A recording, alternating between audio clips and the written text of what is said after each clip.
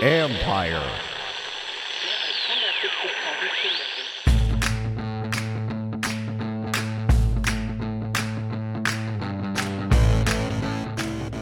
Hello and welcome to my podcast. Yes, it's the Ron Rivera Happy New Year edition. There is no Therapy Thursday needed. I don't know that we're going to need that for a while, at least not until the season starts. This is a terrific move by the Redskins, and I have David Newton here to talk about it. He covered Rivera in Carolina for ESPN, and he provides great insight. I also have Mike Jones from USA Today and the Football Jones podcast. Give Mike's podcast a listen. Mike has always had excellent knowledge, and he works his ass off. That's why he's always been one of my favorites. And then it's just me with my thoughts on the hire and other moves. So let's get to it. Here's my conversation with David Newton.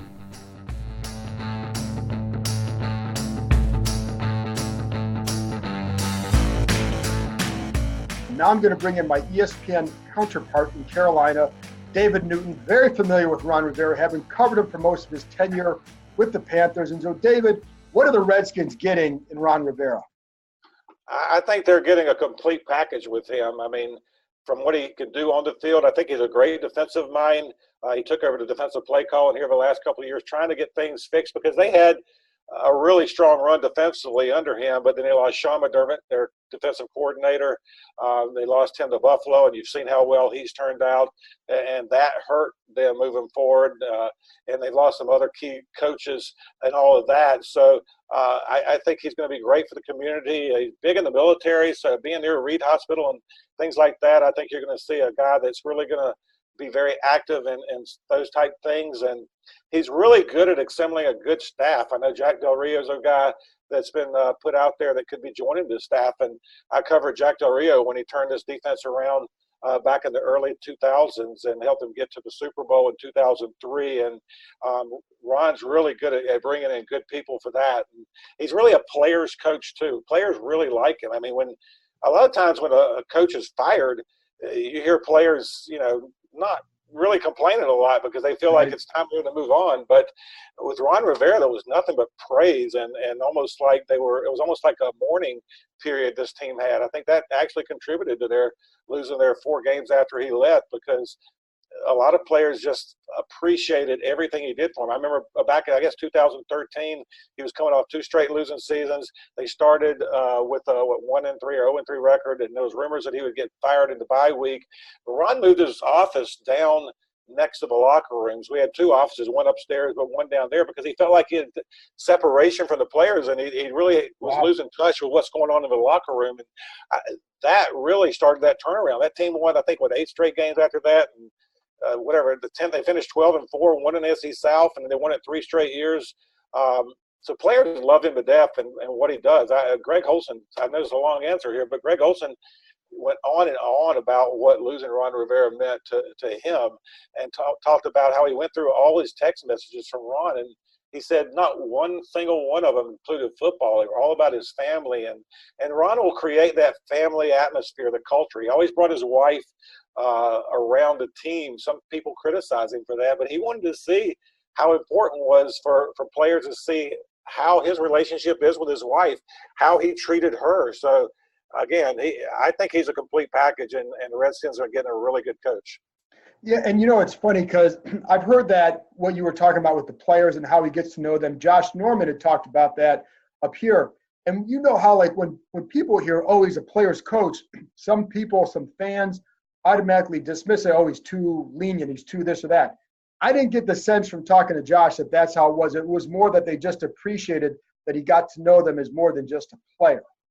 Exactly. And Ron was a player himself. I mean, he played for the 85 Bears that won the Super Bowl. And he's always referring back to his time with them. And Mike Dick has been a big influence on his career. And I tell you what, one person that's really made a big influence on his career is John Madden. The former owner, Jerry Richardson, I think, got them together back when the team was struggling. And Ron always believed in having some former head coaches to mentor him. And he said he learned a lot from John Madden and everything that he went through all his personal experiences. And again, he feels strongly about, for especially young coaches, having another head coach on the on his team to help out. I think that's one reason he brought in North Turner, a guy he was working under at San Diego, to help him out when they're trying to turn things around here, not just for what he could do offensively, but what he could bring as far as experience and advice and things like that. He's that's one of the recommendations he's given people like Sean McDermott when they started their staff, is to make sure you hire somebody that has that experience. If you have none, then it's really a tough haul. Yeah, and I think, you brought up Del Rio's name, so I'm sure that plays into that thinking. But let's go back to the time when he was almost fired. You said he moved his office down by the locker room. How do you think that directly helped? Do you remember anything that he learned from doing that, or that the players saw from that contributed to that turnaround? I think it was big in a lot of ways. I mean, first it showed that he cares about them, and he got to know them as people, not just football players. And he also was more in touch with what was going on in the locker room. He would, players felt more free to come into his office and tell him what was wrong, and he could give them advice there. And he would also, like at the end of the season, he would go out with a handful of key players, the key leaders on the team, and just have a very open, frank discussions about what they saw went wrong during the season, or what they saw as positive, and how they can make things better for the next year. So he's all in on being a player's coach, and I think that was really key to the success he had here. And I know the big stickler for him was when a lot of people, including myself, have written how he never had back-to-back winning seasons. Right. But he believes in that 7-8-1 job he did back in 2014 when they were right. 4 games ago. They looked like they were hopeless, and they won their final 4 games in a weak division, obviously. But they made the playoffs, and he thinks that should count. He actually thinks that might be one of his better jobs at coaching. So he feels like you got to credit him for getting the playoffs 3 straight years, winning the division 3 straight years, and 4 out of 5 at one point. So he did bring some stability to this organization. I think the change was made more than anything because they had 2 straight bad years, and David Tepper, the new owner, really just wanted to get his own person in there. And another thing on that, I haven't really mentioned this, but analytics is big for David Tepper. He wants a guy that's going to be big into that. And while Ron believes in analytics to a degree, he also believes a lot with your gut feeling and what you've gotten from years of experience. And that's what he relies on more than what just raw numbers say.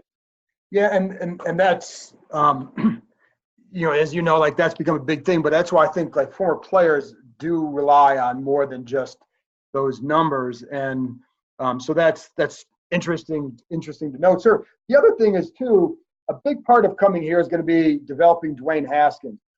How did you see him work with Cam Newton? I've always heard that he was always very high on him, but how did you see that relationship develop and how he handled Cam?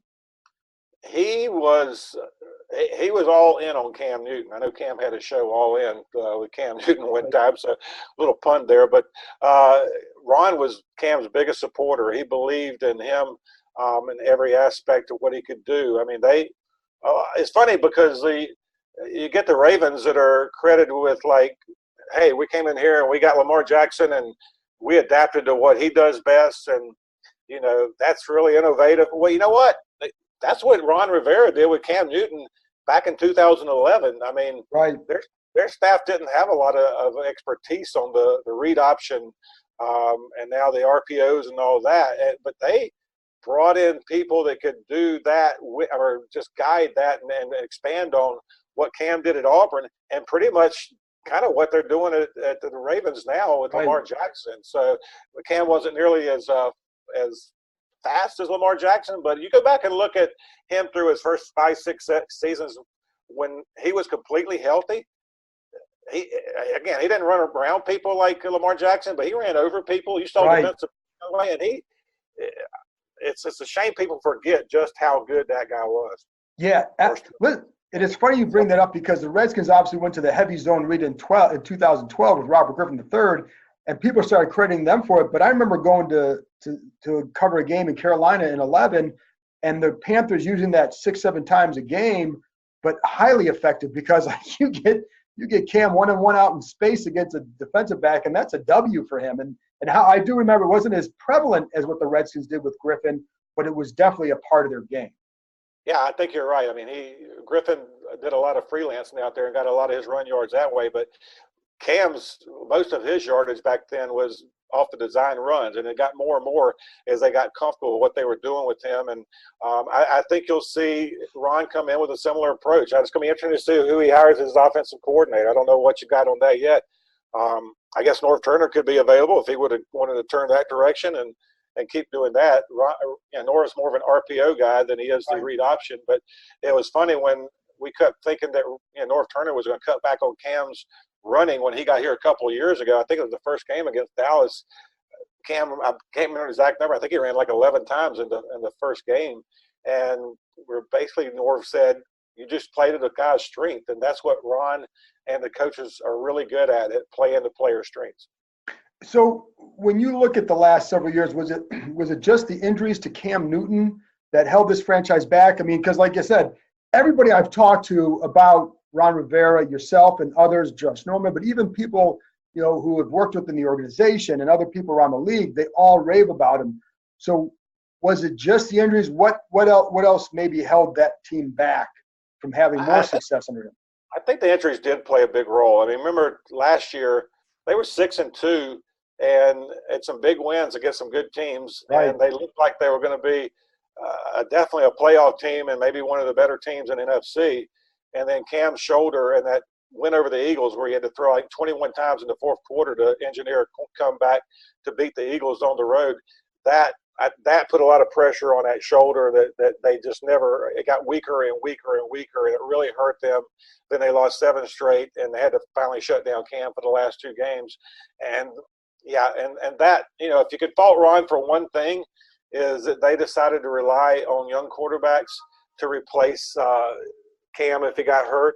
And instead of, Derek Anderson for years was the guy that would come in. Right. And Derek Anderson was a guy that they felt very comfortable with and could come in and engineer some wins. I think back in what season was that? I guess it was a 2014 maybe season where Derek Anderson had to play in 2 games, an opener and another game. Both of them happened to be against Tampa Bay. It was bad, but they won both games because they had a guy that was capable of stepping in and playing there. So I think that was probably one of the faults Ron had. They really felt like it was time to develop a young quarterback down the stretch, but the problem there was you just had no insurance for a situation like they had last year and again this year.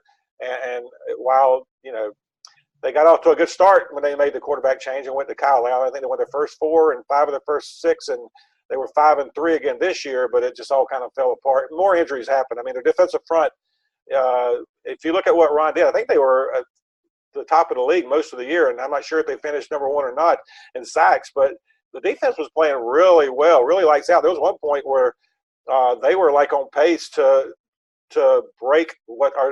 tie the Bears sack record, which actually was set in '84, the year before they had the Super Bowl shuffle in that terrific year. So I think Ron's one of the better defensive minds in the league, and that's why he got the job at Carolina back in 2011. So they're really getting a strength there. I thought it was probably too much for him to be the head coach and the defensive play caller. I think that kind of showed me the weakness that they had in the staff after losing several key members over the years. And I think that was an impact. But this year they were playing without Pro Bowl defensive tackle and end because they went to a 3-4. K1 Short, then Terry Poe, another Pro Bowl player, got hurt. So that was 2 big bodies up front that hurt them. And when you lose 2 Pro Bowl players up front, it's hard to replace that and be consistent. Sure. And, you said that they went to a 3-4, but primarily he's been more of a 4-3 coach is what I think people are expecting up here. What have you liked about and I know there have been some different defensive coordinators, but he is a defensive guy, as you said. So what have you liked about their defensive style? He got a lot of it from Jimmy Johnson that coached with the Eagles when he was with them, and he really believes, and part of it too is back when he was playing under Buddy Ryan as well with the Bears, and both of those guys were defensive geniuses. So he learned a lot, and he learned that the key is you got to pressure that quarterback. You got to find different ways to do that and be really innovative with that. And I think he's done a good job of that over the years. I think the switch to the 3-4 made a lot of sense with what they had talent-wise coming back, and part of him was he thought teams had kind of figured out some of the things they were doing over that first 7 or 8 seasons. It was time to make a change and mix things up a little bit. So, and I think it was working until the injuries kind of took their toll. And, and without Cam and having to rely on a young quarterback when they did fall behind, not being able to make the comebacks was really a lot of pressure. But again, this team, before Ron was let go, they had a chance to win at Green Bay. It came down to the final play there on the road, and Christian McCaffrey was stopped, I think, right there, a couple of inches from the goal line from having a chance to tie it.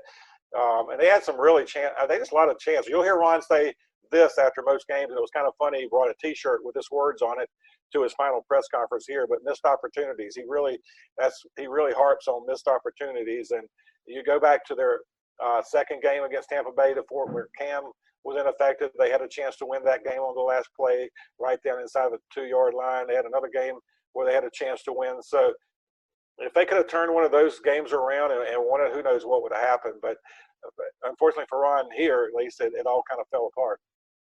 Yeah, and I think the Redskins are probably happy that it did, and they kind of contributed that too by beating them in his last game with the Panthers, and so they got their coach by beating the Panthers. So I would say that kind of sped up the process because David Tepper was going to make a change anyway. But David Tepper hates to lose. He talked about after they were embarrassed by the Falcons a few weeks before that at home. They said, I was up twice during the night. I couldn't sleep. It was just driving me nuts. And then they turned around with an embarrassing loss to a Washington team at home that really wasn't very good. And I think that just sped up his process. He said, I'm just going to go ahead and part ways, let Ron go ahead and get an early jump on what team he might land with. And David Tepper had nothing but praise for Ron at the very end. He still thinks he's a good coach. He just felt like he needed to make a change. And a new ownership that happens. You have experience, Jack Del Rio. What is your experience like with him, and what do you think of him? Well, first of all, he had a pretty good talent around him because he got to use the number 2 pick to get Julius Peppers in one of his first years. So he had some stars on that team. Dan Morgan was a player on that. They had some really good players, and they turned that thing around really quickly. And they went from one of the worst defensive teams in the league in 2001 to by 2003 they were one of the best teams. And he too is that aggressive style. He'll use a lot of different formations and blitzes and things because he believes in pressuring the quarterback. So I think he and Ron and their philosophies will be a really good mix. The last thing here, because you covered Josh Norman as well, and there's a lot of speculation on Josh Norman's future here. He's got 1 year left. He does have the experience with Rivera. What did Rivera think of him? And that's first part. And then the second part of that is, are you surprised at how it went for Josh Norman in Washington? I'll answer the first part. Yeah, I'm a little surprised, but not overly surprised because Josh is a guy that if you've got all the other pieces around him, that he can be outstanding. And I'm not saying he can't be a shutdown corner on his own, but for most of what Carolina did, where he became that star player and the top paid cornerback in the league, they had a lot of pieces and they all played well together. And if you look back at Josh, and this was really unique with Josh, he came in his rookie year, a low draft pick, and they threw him right into the fire. Well, he had that knack for being a little bit out of control sometimes, just freelancing a little bit, playing with his eyes too much. And I think in the 11th game, he did a little bit of that against Kansas City. Ron Rivera sat him down, and Josh Norman basically disappeared from playing time for a year and a half. And Ron was patient with him because he believed in him. They worked with him. And by that 2015 season, when they went 15-1, reached the Super Bowl, and Josh exploded on the scene in the Pro Bowl and everything, Josh had become a leader in the locker room, a star on the field. And, I know the Redskins, with that cap number that Josh is going to have, they may have, if Ron keeps him, which I think he'll try, they'll probably have to do some restructuring or that. But I think Josh will be and Ron together. I think that'll be a good fit because Ron knows what Josh can do, and Josh really appreciates Ron Rivera. And I think that'll be a good starting point for him building that defense like he wants to do it. And it's funny, I talked to James Bradbury, the guy that replaced Josh Norman here, wore the same number, 24, and really has been one of the best cornerbacks in the league that doesn't get a lot of publicity. I mean, the jobs he's done on Michael Thomas and guys like Julio Jones have been unbelievable. So I was asking him when they were cleaning out the locker room, I said, you want to come back here? And he said, yeah, but I got to look out for myself and get the best deal. And I said, well, Ron Rivera is going to Washington. And he just smiled and, yeah, that's my man. So still, these players love Ron Rivera. So I don't know if that fully answered what you were asking, but I think that Ron and Josh would be a good combination if it could work out financially. David, awesome stuff, and I know people are going to enjoy hearing your insights, so I greatly appreciate your time, as always. And I know you got a few things to worry about on that with that team, so I appreciate you taking some time out. I enjoyed it, and if you got any tips on who the next coach of this team is going to be, let me know. I've got a few ideas out there. I know Josh McDaniels on their list. I heard there's some interest in Josh coming here, and they're going to interview the Kansas City offensive coordinator this week. Got Matt Rule from Baylor that there's some interest in. So they're going offensive-minded. For the first time in team history, they've always hired defensive-minded coaches since 95 when the Panthers started. Everyone they've had has been a defensive mind. So I think there's going to be an offensive mind coming up here. Well, it'll be interesting for next season for both of us. So, David, thank you very much. Appreciate it. Look forward to seeing you next year when Ron Rivera's on the other side. There you go. After this break, I'll be back with Mike Jones from USA Today to discuss the latest moves and what others around the NFL think of what the Redskins are doing. And, of course, we talk about Bruce Allen.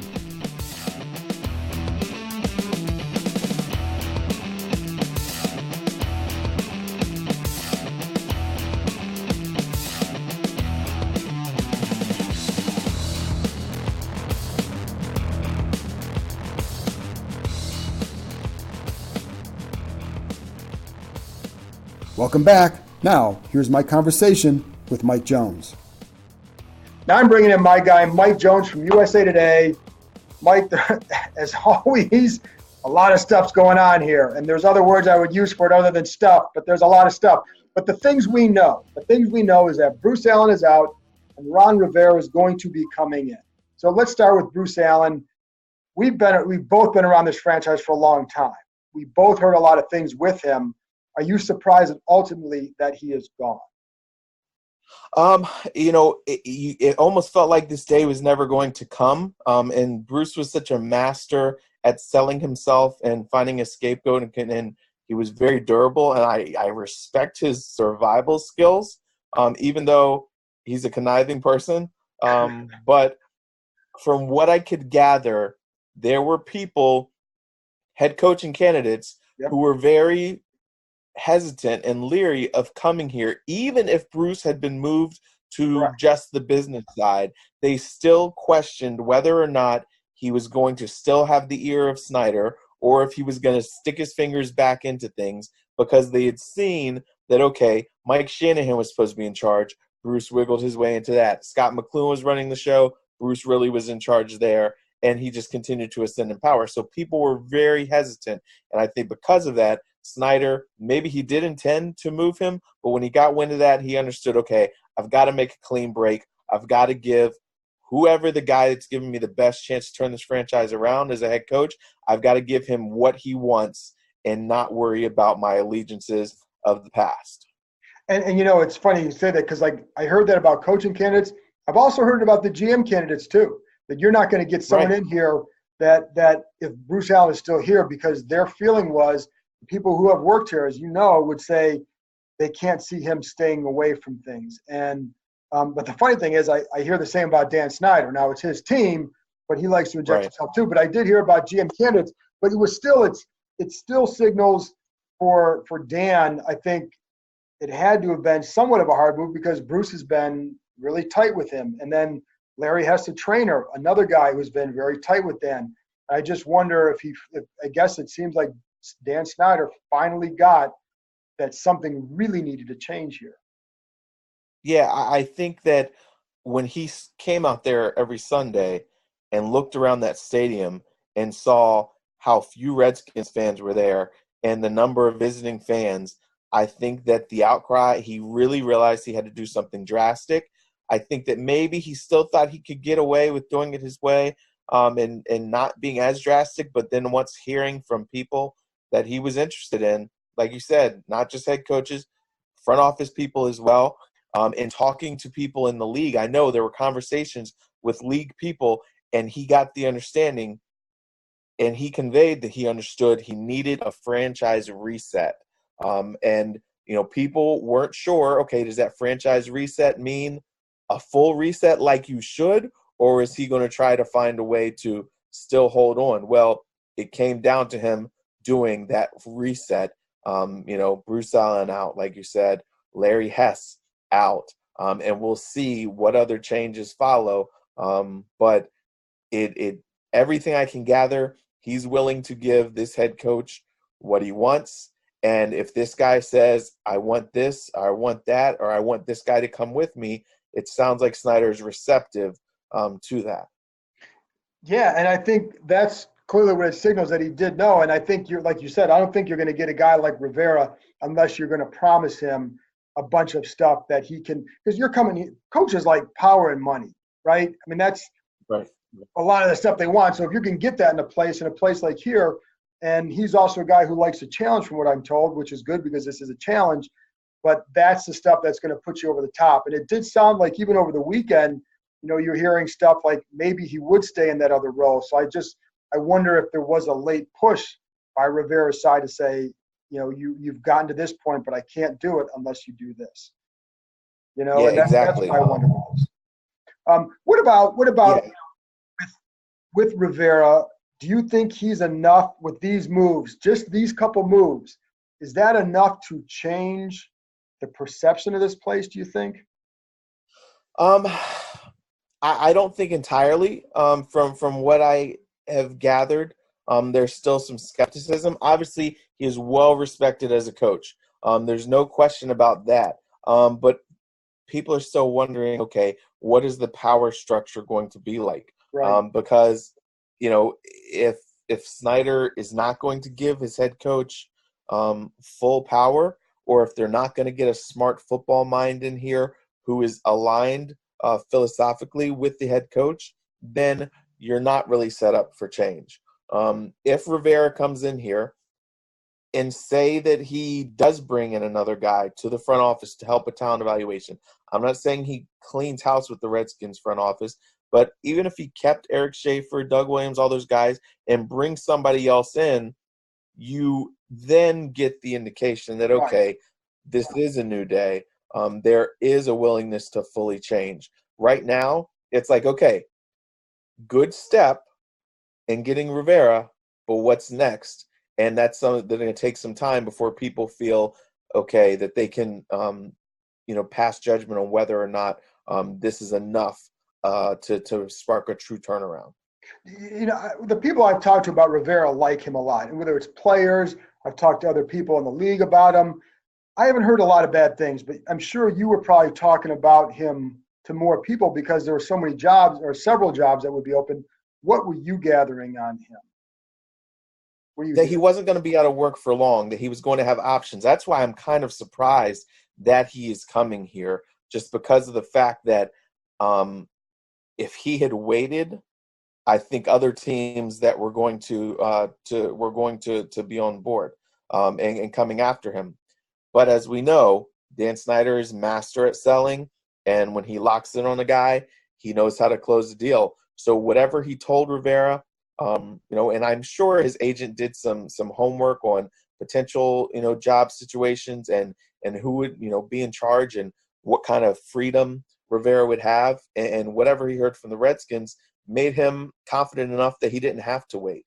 And so everybody I talked to, he's a guy that it stresses character, discipline, accountability, trust, hard work, dedication. Those are all the building blocks of his philosophy, and he knows how to assess a player's strengths and figure out how to tap into that and then pull more out of the guy.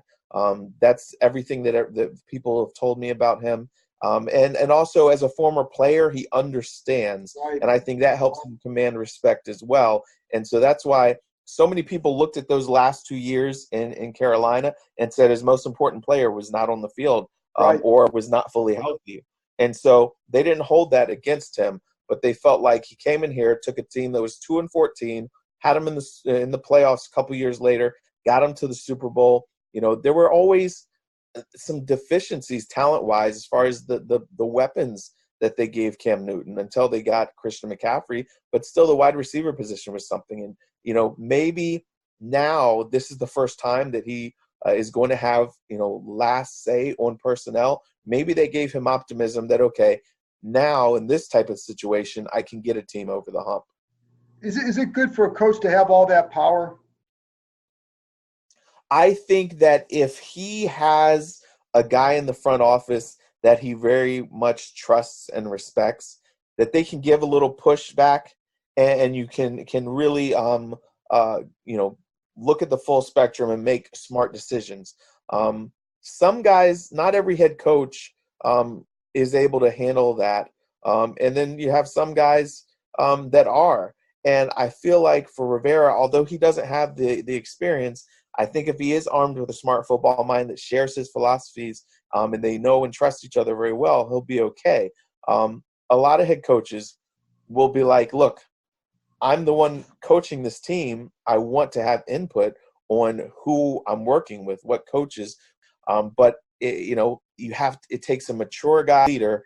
And from everything I can gather, he is one of those. Nobody was on the same page at the same pace in lockstep. I think with Rivera, you're going to see an organization, a locker room that has the tone set by their head coach, and they're all working, I'm not, maybe if it's not absolute perfection, but they are working towards a common goal in a similar manner. And so I think that's one of the big things. The discipline and the uniformity and leadership is what Rivera will bring. What do you got coming up on the Football Jones podcast? I'm going to talk about some of the hirings and firings. Did a little bit on that last time, and then, Right. Going to revisit now that Rivera is official, and then also turn attention to the playoff games because, got some intrigue that'll be happening this weekend here. Good deal, Mike. I appreciate you joining me, as always. After this break, I'll share my thoughts on the Ron Rivera move, what I heard from people who worked with him in Carolina, and what the firings of Bruce Allen and Larry Hess signal.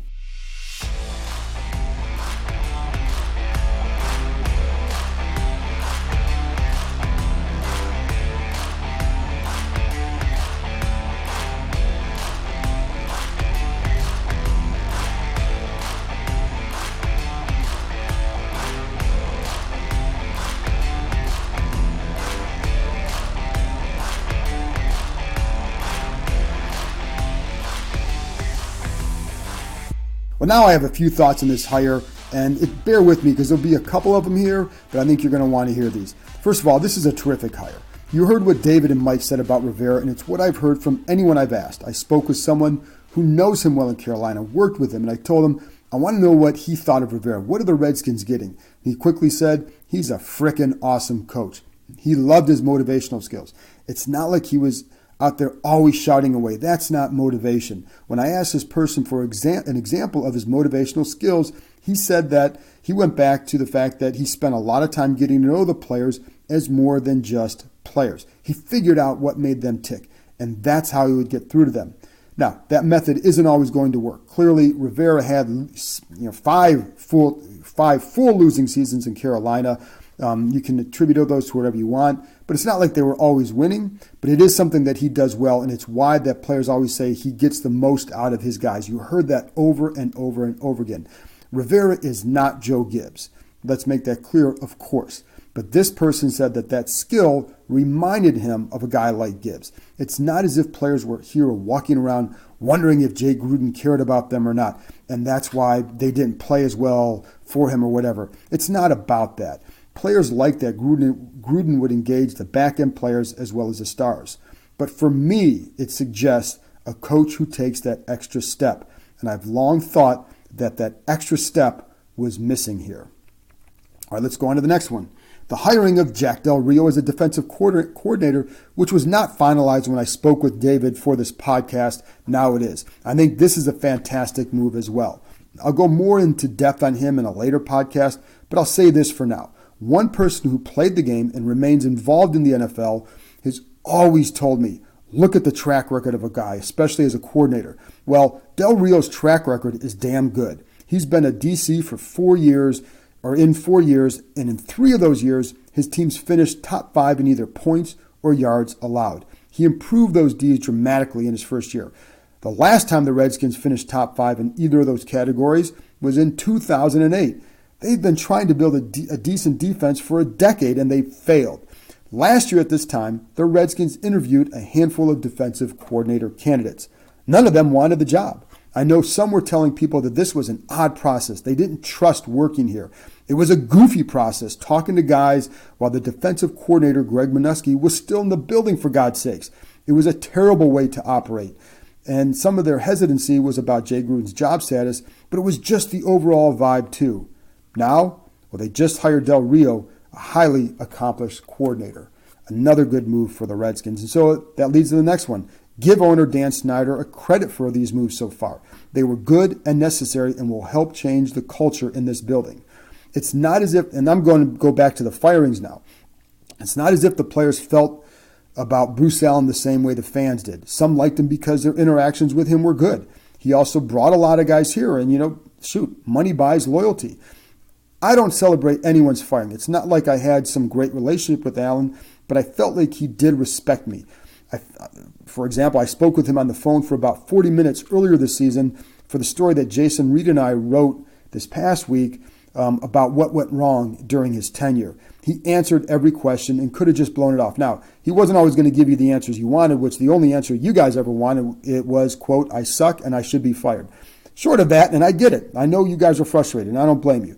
But I'm just telling you that not everybody would do that, and I respect the fact that he did.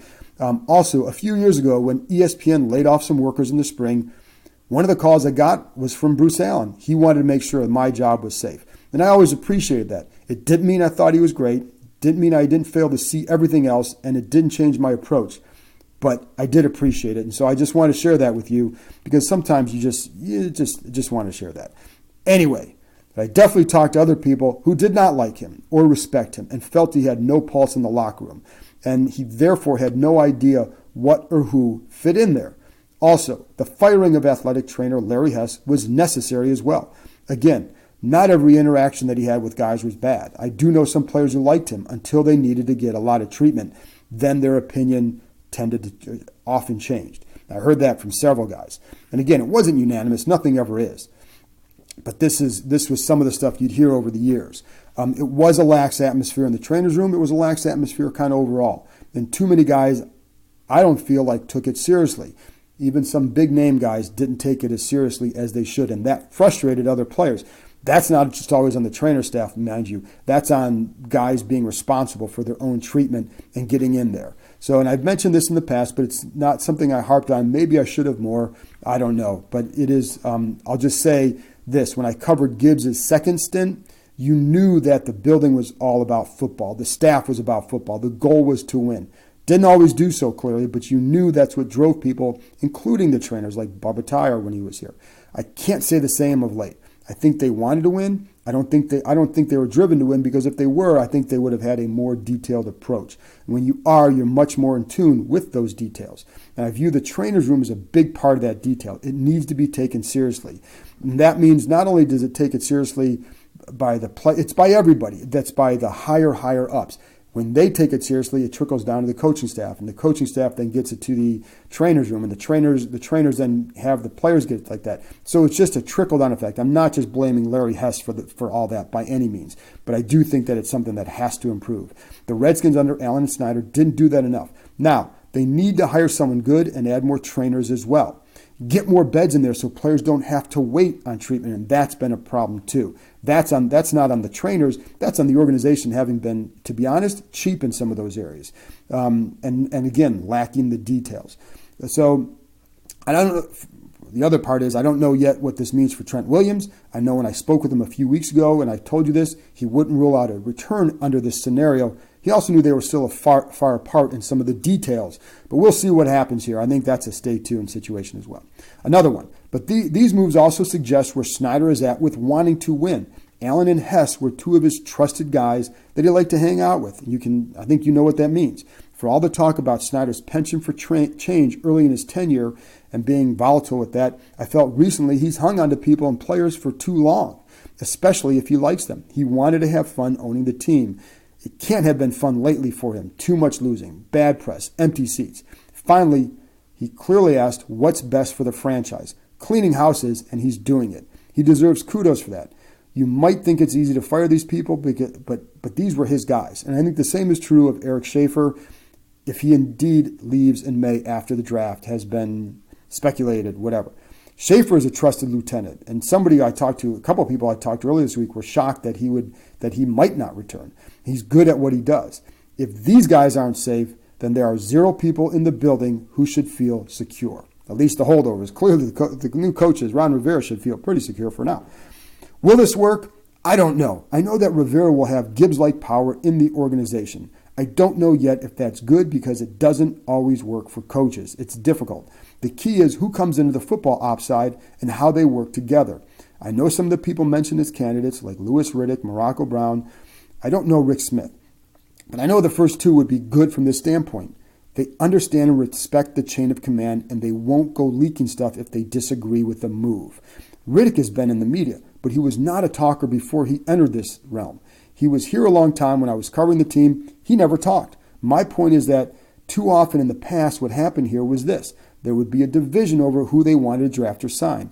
And if it was a non-football guy making the move, Allen or Snyder, then you'd eventually know because others didn't want to be saddled with that mistake. That leads to division and leaks and the circus that always seemed to engulf the place. I know some are skeptical it'll ever work under Snyder. They're skeptical he can stay away. I was told by one former staffer that Snyder would funnel his desires through guys like Allen or Schaffer. Well, he's lost those guys. I don't know who his trusted guys will be now. On New Year's Eve, I had a former player call me up and say, I told you he just wants to win. Perhaps this is the time he's figured out the right way to do so. Stay tuned. That's it for now. Thank you to David Newton from ESPN and Mike Jones from USA Today, as well as the Football Jones podcast, for joining me. Give Mike's podcast a listen. It's really good. And thank you for listening. It's not just a new year, Redskins fans. It's a new day. Enjoy it and talk to you soon.